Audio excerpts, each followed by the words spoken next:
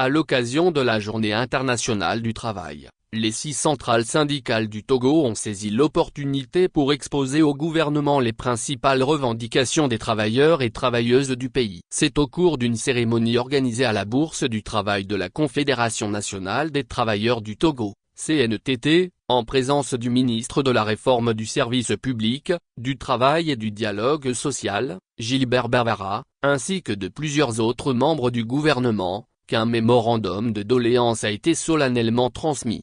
Des avancées saluées, mais des attentes fortes. Prenant la parole au nom des syndicats, Emmanuel Abenou, secrétaire général de la Confédération syndicale des travailleurs du Togo, CSTT, a reconnu certaines avancées notables, notamment la mise en œuvre de l'assurance maladie universelle, AMU, les réformes amorcées dans le système éducatif, les efforts de promotion de la gestion participative dans les services publics, ainsi que les textes réglementaires sur la lutte contre le harcèlement et la protection des travailleuses et travailleurs domestiques.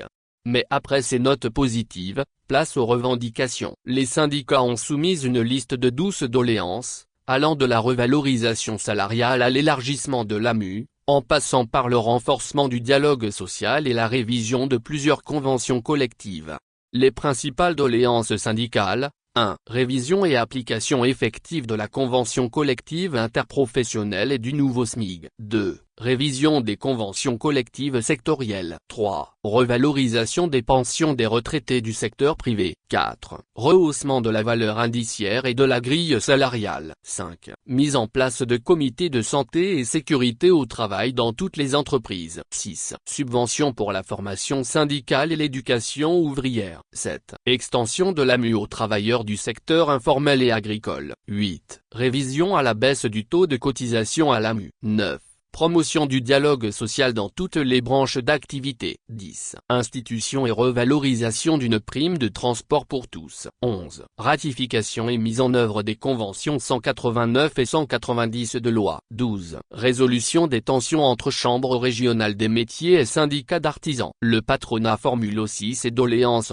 représenté par le président du Conseil national du patronat, CNP, Laurent Tamagnon. Le secteur privé a lui aussi profité de l'occasion pour soumettre ses préoccupations au gouvernement. Il a insisté sur la nécessité de poursuivre les réformes, notamment l'adoption des textes d'application du Code du travail de 2021, et la mise en œuvre des recommandations issues du Forum national sur le dialogue social tenu en 2022. Le CNP a également relayé les propositions du cadre permanent de concertation bipartite, CPCB, sur l'amélioration de la gouvernance de l'AMU.